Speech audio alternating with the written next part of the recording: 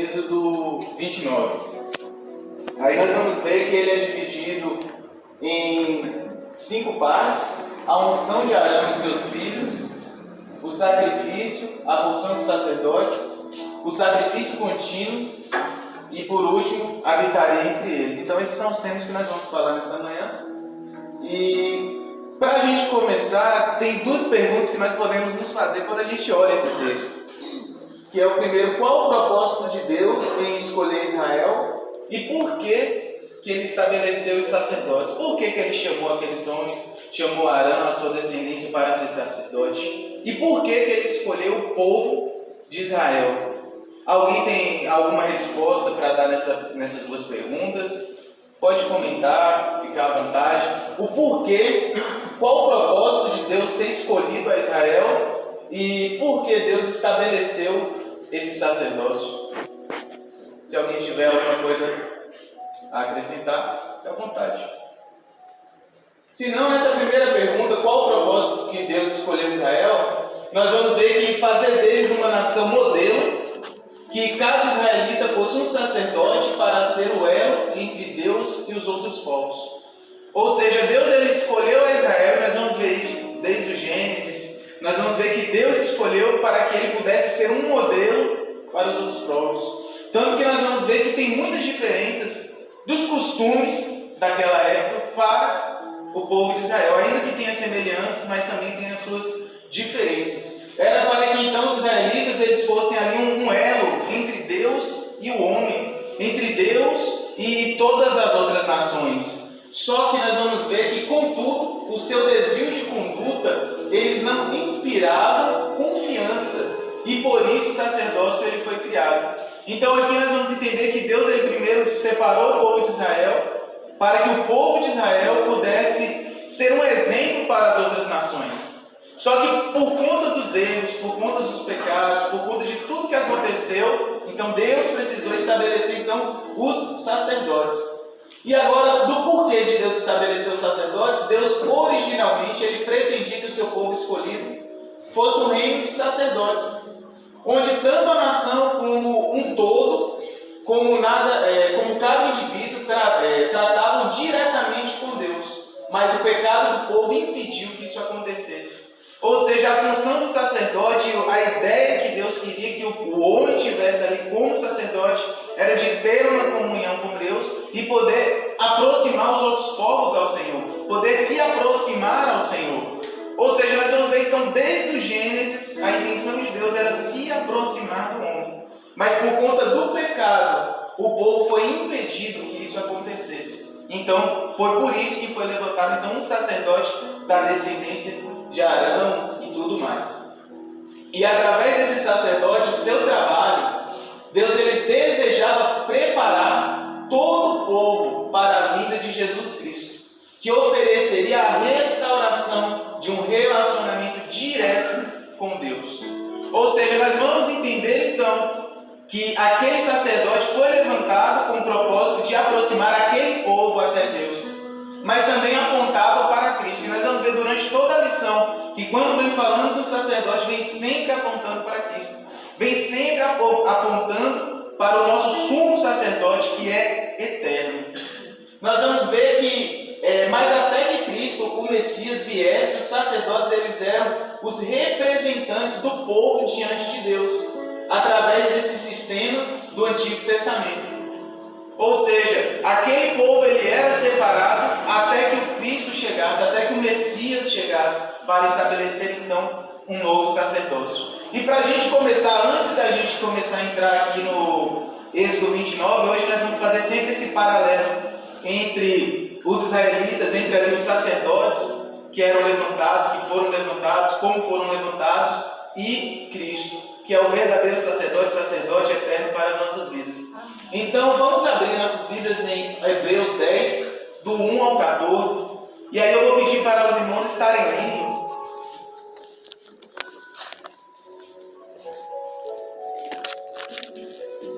Aleluia.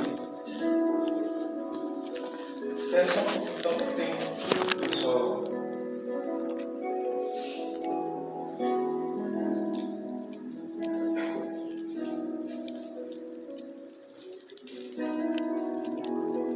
Pode começar?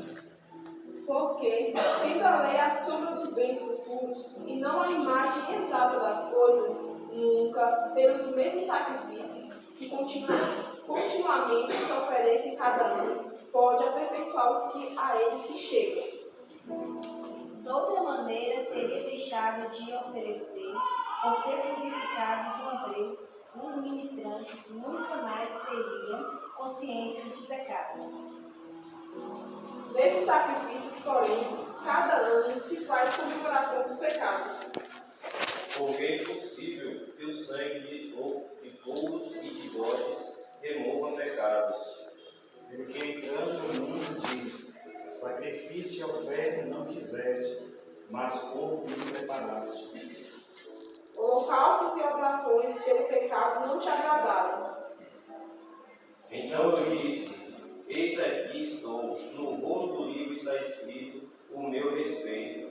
Estou aqui para fazer, ó Deus, a tua vontade. Como acima diz, sacrifício e oferta e holocaustos e oblações pelo pecado não quiseste, nem te agradaram, os quais se ofereceram segundo a lei. Então disse, eis aqui venho, para fazer, ó Deus, a tua vontade. Tira o primeiro para estabelecer o segundo.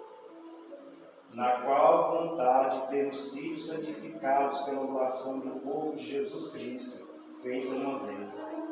Amém. Aleluia. Então nós vamos ver que vem mostrando agora esse sacrifício de Cristo, esse sacerdócio eterno. E ainda o versículo 11 vai dizer, dia após dia todo sacerdote apresentava-se e exerce os seus deveres religiosos, repetidamente oferece o mesmo sacrifício, que nunca podem remover os pecados. Mas também esse sacerdote acabou de oferecer para sempre um único sacrifício pelo pecado. Assentou-se à direita de Deus. Daí em diante, ele está esperando até que os seus inimigos sejam como estrada dos seus pés. Porque, por meio do único Cristo, ele aperfeiçoou para sempre os que estão sendo santificados. Ou seja, nós vamos ver que Cristo é esse o verdadeiro sacerdote, esse grande sumo sacerdote que nos leva até o Senhor. E para a gente começar do Êxodo 29, do 1 ao 9, vamos fazer a leitura. Êxodo 29, do 1 até o 9.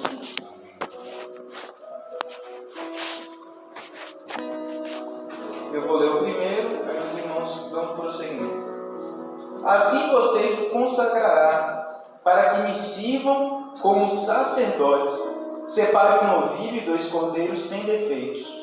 Da melhor farinha faça pães e bolos, sem fermentos, amassados com azeite e pãezinhos bem finos, untando com azeite. E os porás no cesto, e os trarás no cesto, com o novilho e os 2 carneiros. Então farás chegar Arão e seus filhos à porta da tenda da congregação e os levarás com água. Depois tomarás as vestes e vestirás Arão da túnica e do manto do éfode e do éfode mesmo, e do peitoral, e o cingirás com o cinto de obra de artífice do éfode. Você porá a mitra na cabeça dele e sobre a mitra a coroa sagrada. E tomarás o azeite da unção e o derramarás sobre a sua cabeça, assim o ungirás. Depois farás chegar seus filhos e lhes farás vestir túnicas.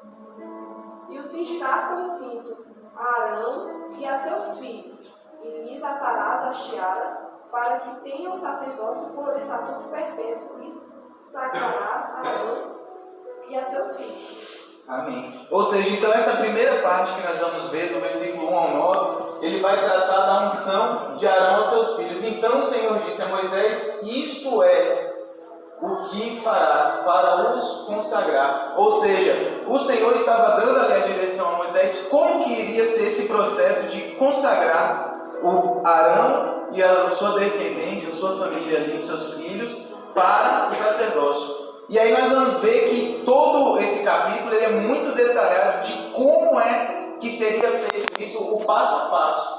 Só que o que chama a atenção é que essa palavra consagrar, nós vamos ver, a palavra consagrar ela vem do latim, que é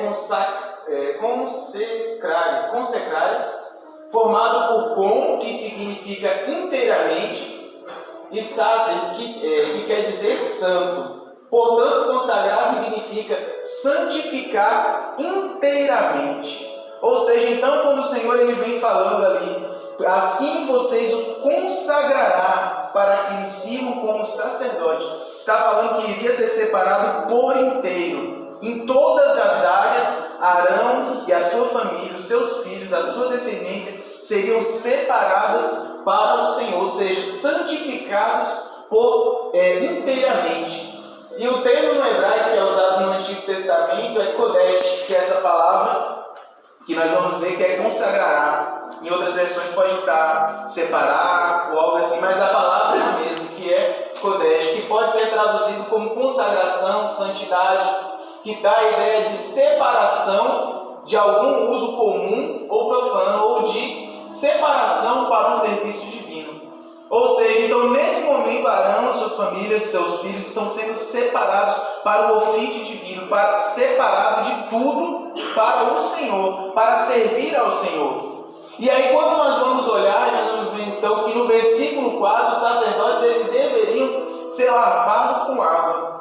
Quando nós vamos olhar do versículo 1 até o versículo 9, nós vamos ver que ele passa pelos processos. E é interessante que primeiro ele é lavado, depois é colocado a sua roupa e depois ele é ungido com óleo. Ou seja, ele passa pelo processo, e o primeiro processo é o da purificação, é o da transformação. Ele é lavado e purificado, separado ao Senhor.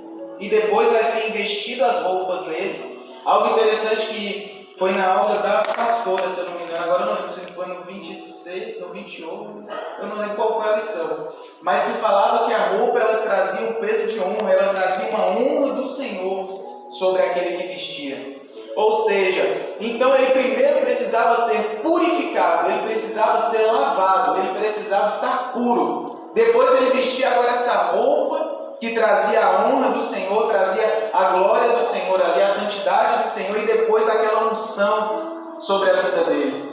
Então essa lavagem cerimonial dos sacerdotes com água, ela simbolizava a pureza que devia caracterizar o serviço sacerdotal. E como eu disse que nós vamos sempre fazer esse paralelo conosco e com Cristo, nós vamos ver em 1 de Pedro 2,9, abre para a gente, evangelista, por favor.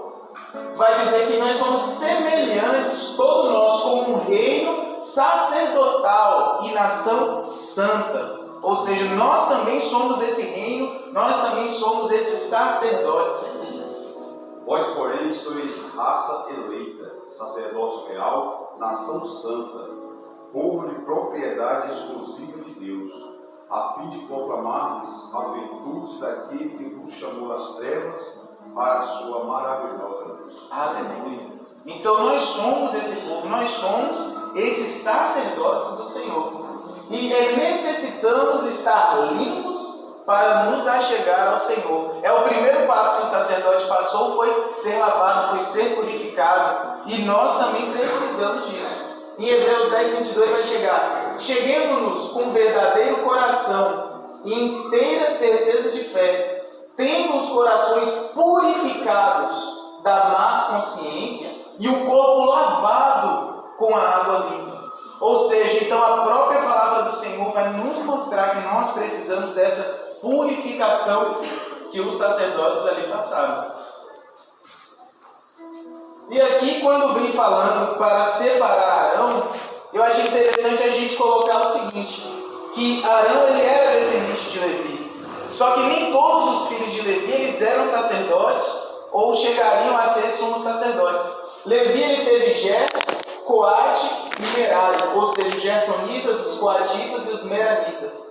E aí, somente da descendência de Coate, que veio então Arão, e a partir de Arão, só a descendência dele poderia ser sacerdote e sumo sacerdote. Os demais, eles eram levitas na casa do Senhor, eles serviam ao Senhor, eles faziam outras funções na casa do Senhor, eles armavam e desarmavam a tenda, levavam, ou seja, mas da descendência de Coate que saiu os levitas.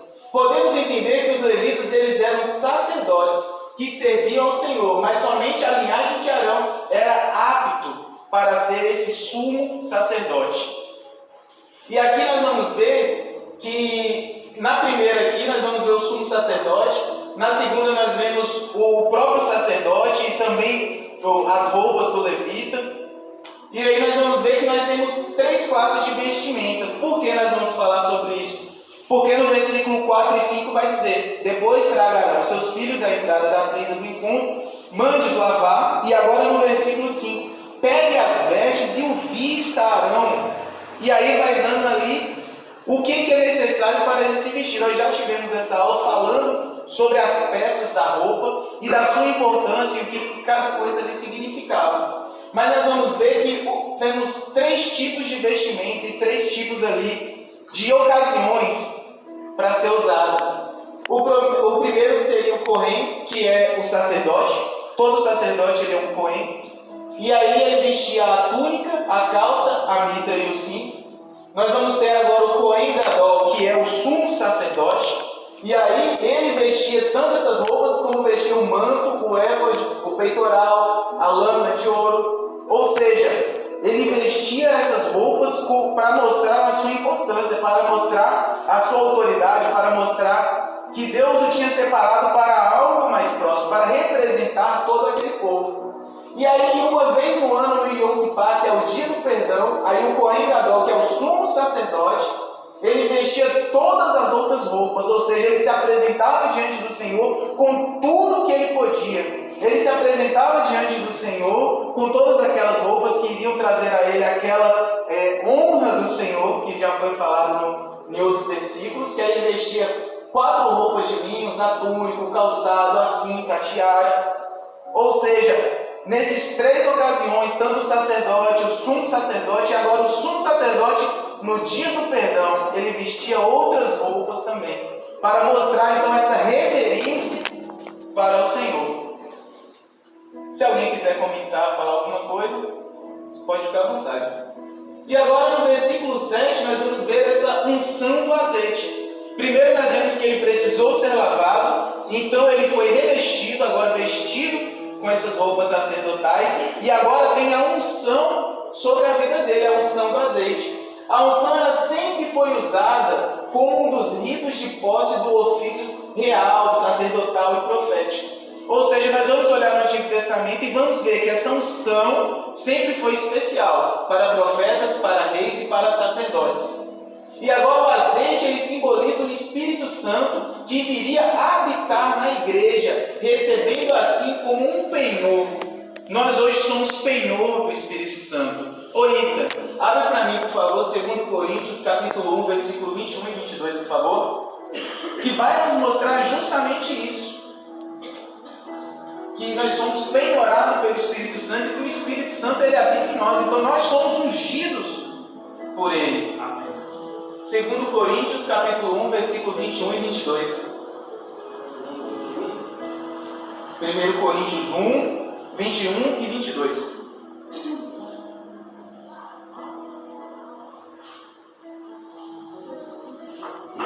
Pela sabedoria de Deus, o mundo não conheceu por meio da sabedoria humana. Agradou a Deus a salvar quem se crê, por meio da loucura da pregação. É 2 Coríntios.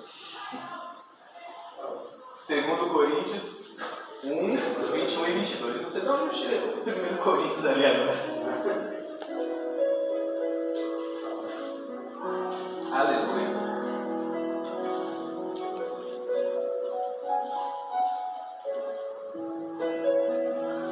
Coríntios, capítulo 1, versículo 21 e 22. É Deus que faz que vocês permanecem em Cristo. Ele nos ungiu, nos selou com sua propriedade e pôs o seu Espírito em nosso coração, como garantia do que está por vir.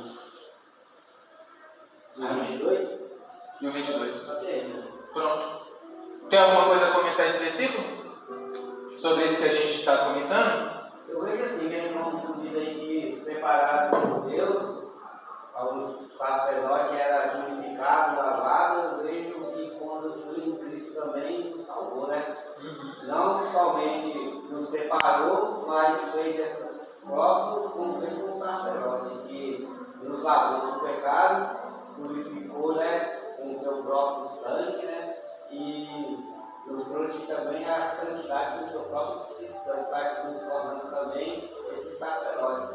Algo assim que eu achei interessante quando diz que teria todo dia um sacrifício ali, teria que dar, mas Jesus era o próprio sacerdote único. Eu vejo alguma diferença assim, que Deus não aceitou mais o sacrifício porque seria sacrifício de alguém que daria, mas que pecava. Daria um sacrifício pelo pecado, mas ele continuaria pecando. Então Deus não tinha como mais receber. Deus queria um sacrifício de alguém que daria e não pecasse, como o próprio filho. Então por isso que eu vejo assim, em Hebreus 10 dizendo que Jesus é o único sacerdote por causa justamente do pecado. Não tinha como eles continuar sendo um sacerdote que dava um sacrifício para não pecar, quando eles continuariam pecando. Justamente. Então Jesus tinha que chegar justamente para dar um sacrifício único. Não era apenas um. Exatamente. Então, nós vamos ver então que assim como foi ungido Arão e os seus filhos, nós também somos ungidos e marcados pelo Espírito Santo. Nós somos penhorados, o Espírito Santo está aqui em nós para garantia de que algo mais nós teremos. Agora, Êxodo do 10 ao 22, vamos estar fazendo a leitura também. Eu vou iniciar e aí os irmãos deem prosseguimento. Do 10 ao 22, que nós vamos estar falando sobre o sacrifício. Traga o novilho para a frente da tenda do encontro. Arão e seu filho colocarão as mãos sobre a cabeça do novilho. E pegou Arão o novilho perante o Senhor, à porta da tenda da congregação. Depois tomarás do sangue do novilho e o porás com o teu dedo sobre as pontas do altar, e todo o sangue restante derramarás à base do altar. Pegue também toda a gordura que cobre as entranhas e membrana do fígado, os 2 rins e a gordura que está neles, e queime-os sobre o altar. Mas a carne do novilho e a sua pele e o seu esterco queimarás com fogo fora do arraial. Sacrifício por pecado é. Depois tomarás um carneiro, e Arão e seus filhos porão as mãos sobre a cabeça do carneiro. Mate o carneiro, pegue o sangue com ele, borrife os 4 lados do altar. Partirás o carneiro em suas partes, e levarás as suas entranhas e as pernas, e as porás sobre as suas partes e sobre a sua cabeça. Assim você queimará todo o carneiro sobre o altar, o holocausto para o Senhor, de aroma agradável, oferta queimada ao Senhor. Depois pegue o outro carneiro e Arão e os seus filhos porão as mãos na cabeça dele.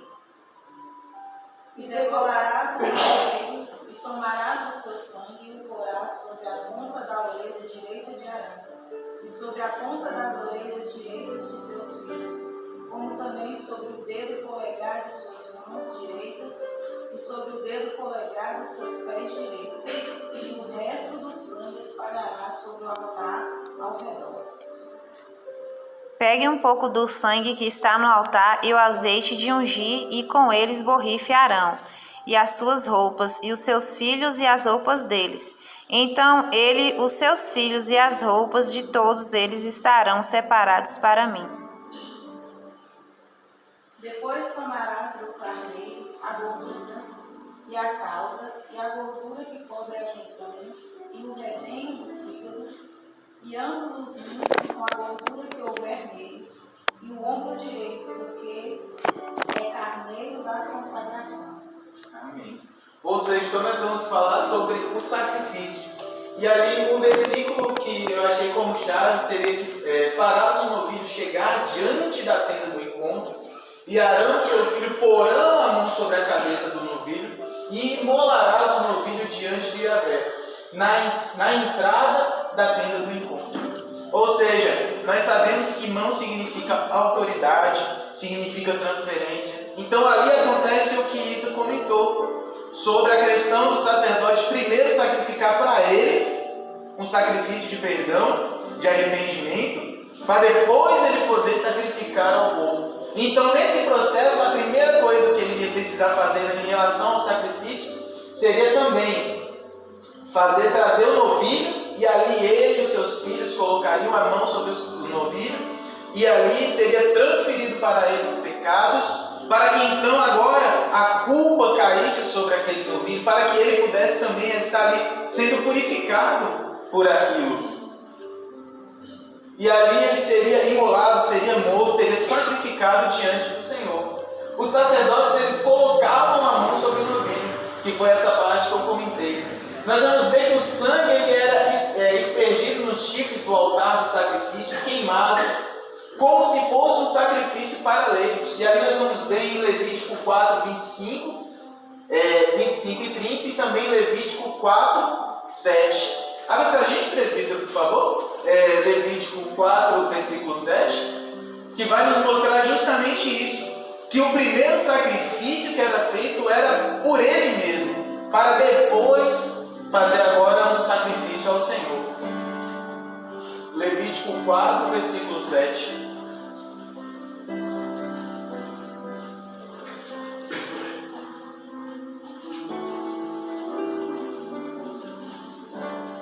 Também porá o sacerdote daquele sangue sobre as pontas do altar do incenso aromático, perante o Senhor, altar que está na frente da congregação. Todo o resto do sangue do novilho derramará à base do altar do holocausto, que está à porta da frente da congregação.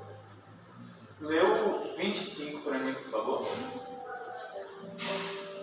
Depois o sacerdote, com o seu dedo, tomará do sangue da expiação e o porá sobre as pontas do altar do holocausto. Então o resto do seu sangue derramará a base do altar do holocausto. E agora o 30. Depois o sacerdote, com o seu dedo, tomará do sangue e o porá sobre as pontas do altar do holocausto, e todo o resto do seu sangue derramará a base do altar. Amém. Ou seja, então nós vamos ver que o primeiro sacrifício era para ele ser santificado. E nesse primeiro momento que estava sendo ali a separação de Arão e dos seus filhos, acontecia que o primeiro sacrifício que ele faria era para ele também, como de outra pessoa também. Ele estava ali fazendo para ele poder ser santificado, ser ali separado para o Senhor, ser purificado. O sangue ele era derramado aos pés do altar, como uma oferta pelo pecado. A oferta do pecado era ali derramada aquele sangue próximo ao altar, aos pés do altar. Nós vamos ver que certas partes deveriam ser queimadas no versículo 13. E o restante deveria ser queimado fora do acampamento, como um resto impuro, justamente por ser uma oferta pelo pecado dele mesmo. Então precisava ser queimado fora, que é na parte que vem falando dos excrementos do couro.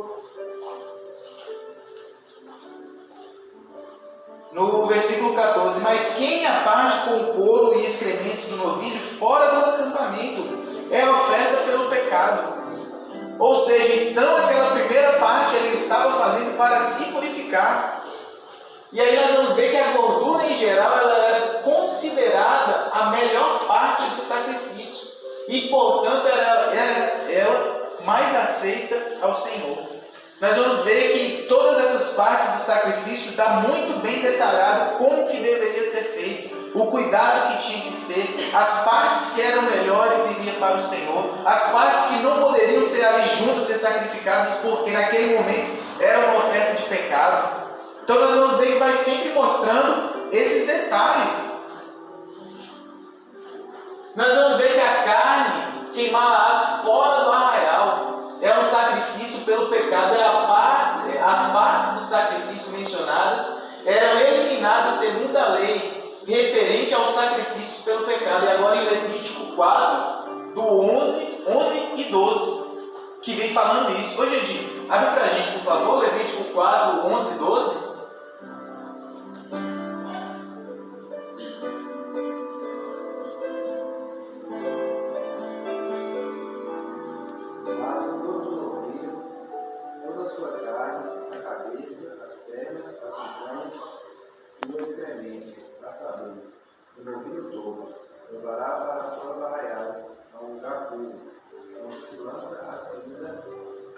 tornará sobre a lenha, será queimado onde se lança assim. Exatamente, ou seja, por conta de ser esse sacrifício, ser um sacrifício pelo pecado, e agora aquele animal carregava aquela culpa, carregava aquele pecado, ele não poderia ser entregue a ele, precisava ir para fora do arraial, precisava ir para longe. E algo interessante que a própria palavra nos mostra, que quando nós aceitamos o Senhor Jesus, o que ele faz com os nossos pecados? Ele lança fora, assim como fazia também com esse sacrifício, que era lançado fora, que era queimado, mas fora do arraial, era queimado fora daquela tenda. Vou sentir mais Nós vamos ver que a maldição do pecado que estava sobre elas e as tornava impuras para alimento e até mesmo indigna de serem enterradas dentro do acampamento, e por isso precisava ser fora todo aquele processo. Agora em Hebreus 13:11 vem nos mostrando isso. Nós vamos ver que tinha também 2 carneiros. Nós vamos ver que a passagem nos mostra que tinham 2 carneiros para ser sacrificados. E agora o primeiro carneiro, ele era um carneiro que era oferecido como um holocausto dedicatório, que aí está em Levíticos 1:9, 13 e 17. E esse ele era totalmente consumido pelo fogo, apontando para a necessidade de um sacrifício total ao Senhor. Então nós também precisamos ter esse sacrifício total ao Senhor. O outro carneiro, ele era necessário para mostrar a plenitude do significado do sacrifício. Porque se fosse só no primeiro, seria só pelos pecados dele. Mas precisava agora do segundo sacrifício também. Precisava desse segundo carneiro.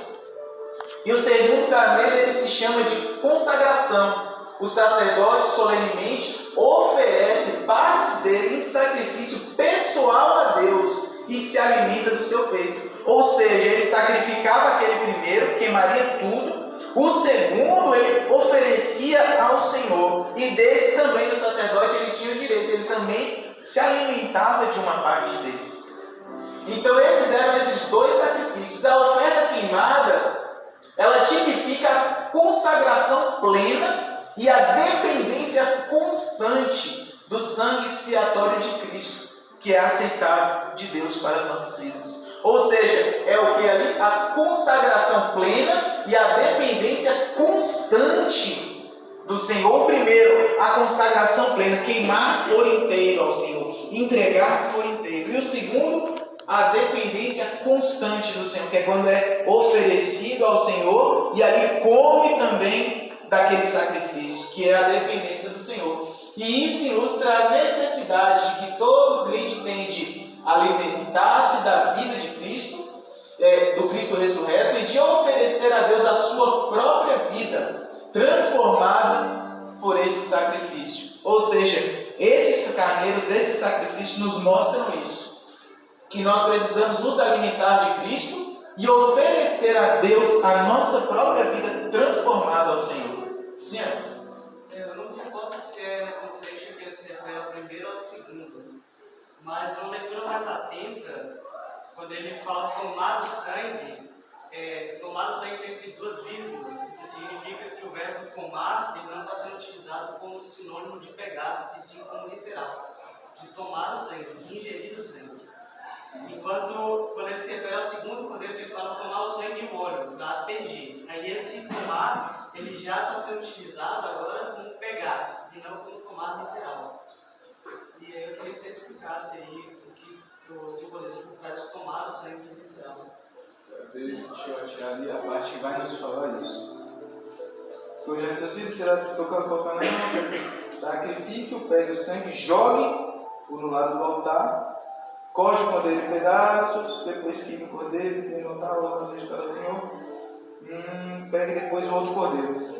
Então isso aqui vai ter a ver com a tradução, vai estar a ver com o que o tradutor fez. Aí a gente vai ter que ir para os originais para se aproximar melhor da palavra. Porque, por exemplo, pegue depois, no versículo 16, melhor ainda, no versículo 15. Separe um dos cordeiros, ou seja, falando do primeiro cordeiro, que separe os primeiros sobre cuja cabeça Arão e seus filhos terão de colocar as mãos.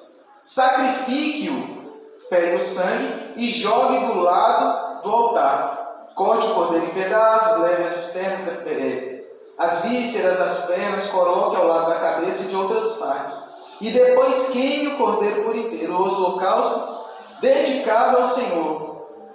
É a oferta de aroma agradável e dedicada ao Senhor perante o Senhor. Então, quando ele vai falar sobre esse tomar, que você está dizendo, então agora a gente tem que ir lá no original e ver qual é a palavra. E provavelmente essa palavra tomar, tanto pode ser aplicada como tomar de ingerir, tomar de pegar, tomar de lançar para fazer alguma coisa. E aí a gente precisa. Olha alguém aí, por favor, no versículo 16. Porque no meu vai, por exemplo, aí a gente vai olhar a questão da tradução. Santifique, na minha versão, santifique, pegue o sangue, jogue no lado do altar. Alguém com uma tradução diferente? Olha, aqui no versículo 19, ele diz assim, olha, depois tomarás o outro carneiro e Arão os filhos e porás na mão do Deus. Aqui não era que eu estava lendo. É o 16. O 16? É o 16. Aqui. Imolarás o carneiro, tomarás o seu sangue, vírgula, como a ela diz, e jogarás sobre o altar ao redor. Exato. Então, nesse sentido aqui, explica realmente que você toma para si para fazer outra coisa depois. coisa. Alex, tem uma versão diferente também? Não, estava como ela falando da vírgula, acredito que seja um erro ortográfico ou um erro de tradução, né? Porque se Deus fala, quando ele está ensinando o povo sobre a alimentação, ele fala para não ingerir sangue, né? Exato. Animal sufocado e tal. Então, se fosse tomar, ele estaria indo contra a própria palavra, né? Pensando naquilo que ele vem destruir, né? Exatamente. Eu teria errado, né? Então, o quê? 17, Pega o verso sangue, né? 10, fala sobre isso, que não pode tomar o sangue. Exatamente. Nós vamos ver até mais a à frente. casa de Israel, dos estrangeiros que peregrinam entre eles, que comer algum sangue, contra aquela alma que comer sangue, eu porei a minha face e as extirparei do meu povo. Porque a alma da carne está no sangue, pelo que vou-lo tenho dado sobre o altar, para fazer expiação pelas vossas almas, porquanto é o sangue que fará expiação pela alma. Levítico quando? Só para a gente gravar 17, essa referência. 10 e 11. Levítico 17, 10 e 11, que vem mostrando essa questão do sangue. Tanto que até mais à frente nós vamos estar comentando sobre as diferenças entre o povo de Israel e os outros povos. E assim, nós vamos ver que até a questão ritualística tinha essa diferença, porque muitos rituais eram de ingerir sangue de animais, sangue de próprias pessoas, e o próprio Deus ele não faz isso, e ele adverte contra isso. Então também é uma forma de ser falado sobre isso. Nós vamos ver também sobre a consagração pelo sangue. E agora nós vamos ver que foi falado sobre passar ali o sangue na orelha, nos polegares das mãos e também nos polegares ou nos dedões dos pés. E aí nós vamos ver que, por exemplo, quando fala ali da orelha, a primeira coisa que precisa ser consagrada é o ouvido. E nota-se que a fé vem pelo ouvir da palavra de Deus. Agora, abre para a gente, por favor, em Romanos 10, versículo 11. No versículo, nós vamos ver também, primeiro falando da orelha, depois agora falando do polegar da mão direita. E nós precisamos, temos de ser discípulos ensinados por Deus. Em Isaías 54 vai também nos falar sobre isso. E sobre o dedão dos pés, depois vem a prática do que aprendemos, a obediência nas atividades diárias, envolvendo as mãos e os polegares, e depois os pés que devem andar para o Senhor. Romanos 10, 11. Porque a Escritura diz: todo aquele que nele crê não será confundido. Exato. E o crer vem pelo ouvir da própria palavra do Senhor. E aqui nós vamos ver então que tem a questão da orelha, do polegar e do dedão. Quando a gente vai até para a história, nós vamos ver que quando um rei perdia, e aí questões de perder a autoridade naquele sentido ali, cortava os dedões das mãos e os dedões dos pés. Ou seja, aquela pessoa ela não conseguiria mais andar, não conseguiria ter mais força. E aí vai mostrando que o Senhor agora ele consagra as nossas orelhas, os nossos ouvidos ao Senhor, as nossas mãos ao Senhor, os nossos pés ao Senhor. E agora, interessante fazer uma pergunta para os irmãos. Vou fazer uma pergunta para Nilde. Oi, Nilde, por que você acha que foi tão detalhado esses rituais? Na sua opinião, por que você acha que foi tão detalhado? Que a gente vai pegar esse versículo, esse capítulo 29, vai pegar ele todo, vai ver que são muitos detalhes. E dessa parte que a gente leu do 10 ao 22 também dá muitos detalhes. Por que você acha que foi tão detalhado essa questão desses rituais? Eu acredito que Deus ele detalhou tudo para que o povo não tivesse dúvidas, para que o povo entendesse. E depois não usasse como, mas eu não sabia, eu não entendi.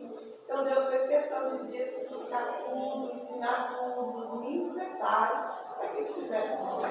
Muito bom. Mais alguém quer comentar, Alex? Ô, Lucas, agora a pergunta que eu faço é o seguinte: por que Deus usava desse método para agir nesse pecado? Porque você vê que chega a um certo tempo que não dá certo. Ele fala: já estou cansado de vocês me oferecerem sacrifício de animais, de gordura queimada.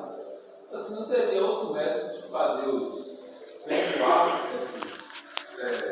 tirando a questão de Jesus, né? Que ele foi o sacrifício. Mas assim, você vê que se a gente olhar hoje, nos dias atrás, isso é uma coisa, como se diz, nojenta, né? De cortar um animal, queimar as partes do corpo. Assim, não teria outro método que Deus poderia utilizar para a pessoa chegar a se arrepender do que tipo matar um animal inocente. Entendeu? Por que usar esse método? E qual o significado? Para Deus chega um aroma suave, mas vamos postar a gente ter um animal aqui, vai ficar aquele cheiro insuportável, né? Já para Deus. Depende do cheiro assim bom. Teria que ser assim bom. O cheiro de churrasco é bom.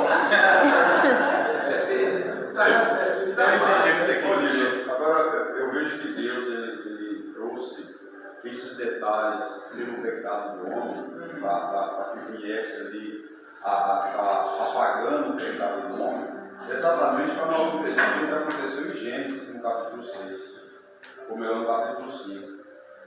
No capítulo 5 aqui, no capítulo 6, versículo 5, a palavra diz assim: viu o Senhor que a maldade do homem havia multiplicado na terra, e era continuamente mal todo o seu desejo e o seu coração, e arrependeu o Senhor de ter feito o homem.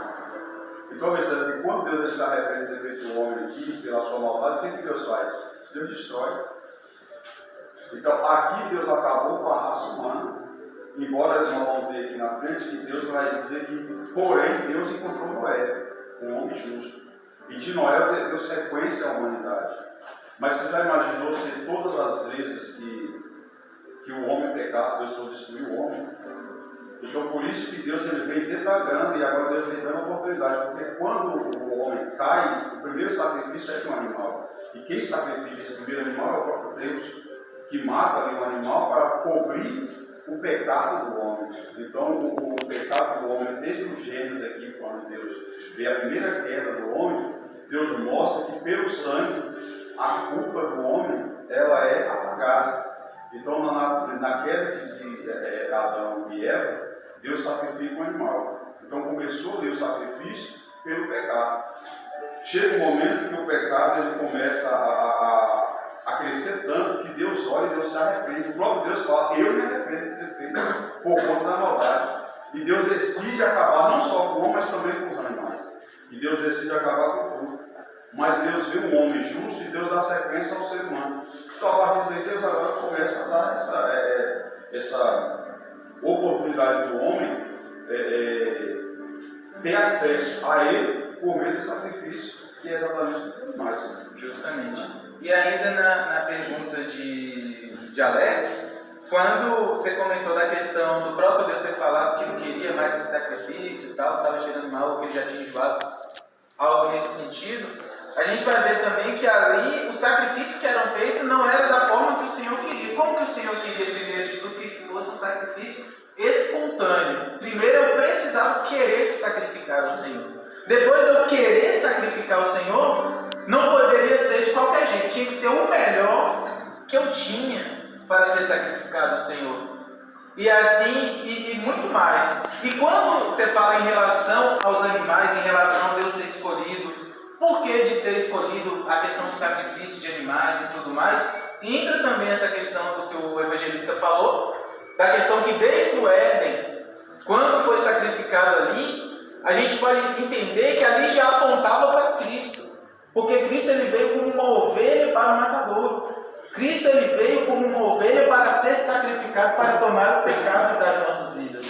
E aí nós vamos ver que o homem, ele recebeu aquele pecado, tudo, e para que se aproximasse do Senhor, ele precisava fazer isso. Aí a gente pode olhar também que em volta, as religiões que tinham em volta, todas utilizavam também de sacrifícios de animais, além de outros. Mas o que acontecia? Deus ele não podia ser tão, como eu posso dizer, distante da cultura daquele povo. O povo ele tinha passado por 400 anos ali no Egito, já tinha se acostumado com aquilo. Tanto que a gente vai olhar e ver ali a questão do nome do Senhor, de ser revelado a Deus, a gente vai ver que tem ali também um contexto e uma ordem para que o Senhor se revelasse a Moisés, e isso também tem a ver com a cultura que ele estava. Então, por conta da cultura, ele não podia mudar tão radicalmente a questão do sacrifício.